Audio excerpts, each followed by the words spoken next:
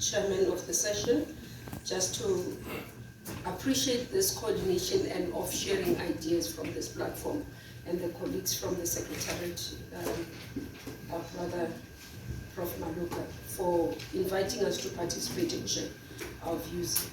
Firstly, just to indicate that from our side, the SDGs are following from a solid foundation that we laid when we worked on the MDGs. So what we did in terms of first level coordination, we looked at what we have done well out of the MDG program implementation. Part of what we have done well was coordination and engagement with various sectors. And another issue that we did, and I'll come to that in detail, another issue that we did in South Africa is that we had an oversight mechanism by Parliament. So as the executive would have programs in terms of coordinating and implementing the programs. On the other side, as we account to our Parliament and report to them as ministers and members of the executive, including the president, therefore they had an oversight. They put together a coordinating in terms of various committees that looked after the programs, all the targets and the indicators of the MDGs in terms of Parliament. So we've taken over that model. We're now moving into with it for the SDGs. Now, part of that, what we have done is that in the coordination model and mechanism, we've included, obviously, government, and from government we mean local government, provincial government, and national government. This is done through the Presidential Coordinating Committee, chaired by our president. And this is where regular reports now are going to be presented for us to be able to coordinate. That's the first thing.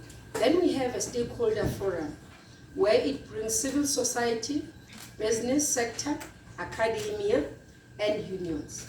This to make sure that we have a voice of various areas that can be able to input in terms of the process that we are doing.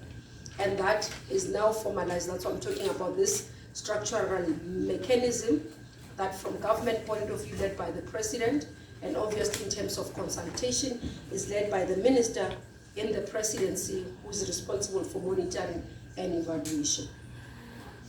Now, part of what again we've been able to do, in South Africa we adopted the National Development Plan, which we call Vision 2030, and this was done for us around 2012, and then when the SDG came to be adopted, we found that the alignment of time of reporting and the targets was similar. Now we went back to do an evaluation to check how aligned are the SDG goals together with our NDP. We found quite huge substantive alignment. And though from our NDP targets, they're quite very ambitious, more targets than compared to what we have as the SDG. We've kept to those targets.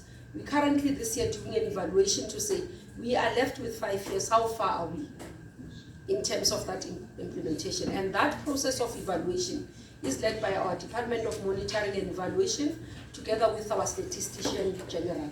So we have Stats South Africa that is working together with the Department of Monitoring and Evaluation to be able to say, are we making progress? What are the areas that we still need to make at least adjustments if indeed we have difficulties in making those progress? And we believe the Statistics South Africa's involvement is to be able to do the verification for us in terms of numbers and integrity, to be able to look at these targets in the indicators. If we are indeed saying, out of the goal to be able to ensure we make sure that young people are able to have access to education, we can quantify that. So that's why the importance of bringing Statistics South Africa into the play and making sure that even what we have, the numbers and the work is credible. That's what we brought in. Now, and again with the targets, what we have done, we've got what we call outcome-based reporting in cabinet. We've got what we call outcome-based, and this is on the basis of cluster system. So we'll have an economic cluster, we'll have a social cluster, we'll have a justice cluster, justice and security cluster, and then we'll have a governance. Out of those clusters, then the SDGs are incorporated as part of reporting mechanism. So that is reported quarterly into cabinet. So as minister, I'm one of the co-chairperson in the economic cluster. We look at overall all the departments that fall within the economic cluster. to say how far are you in terms of the targets. We look at those targets, then on behalf of the cluster, myself and the colleague, Minister Mandesha, then we go back into the cabinet, we report to say this is how far, and others will do for other clusters. Now this is to make sure that when we do cluster work in reporting, we also try to make sure that if there are bottlenecks, we are able to resolve them. So from a cluster point of view, let's say in terms of SDG for building access to education, access to building of schools. Building will be in the infrastructure side, in another department, but the schools is run by basic education. Now when you do the coordination, you are able to bring those, if indeed there are things that are not able to be solved between those departments, you are able to incorporate that.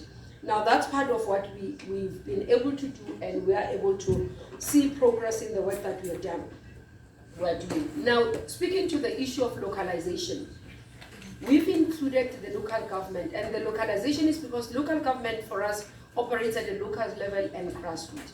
What we've done now, we've put indicators for local government, specifically starting with the 8 metros. We have about 8 metropolitan councils that we've also given them targets to say incorporate and infuse the SDGs as part of your plans in the municipalities.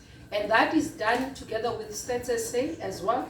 But again, here we brought in Auditor General so that we can be able to audit the reporting, and because it's part of their reports, it's part of their plans, and they are expected to report on that.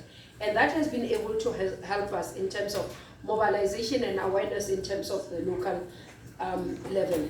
I spoke about the parliamentary oversight because this is very critical. I think we learned over time that once you put, for example, if ministers are accounting to parliament, regularly parliamentarians and portfolio committees are able to ask the question, how far are you in terms of reaching this access to justice, for example, access to education? How are you reducing? How are you ensuring the inequality is reducing? Now, within parliamentary system, then we are able to report and we are held accountable.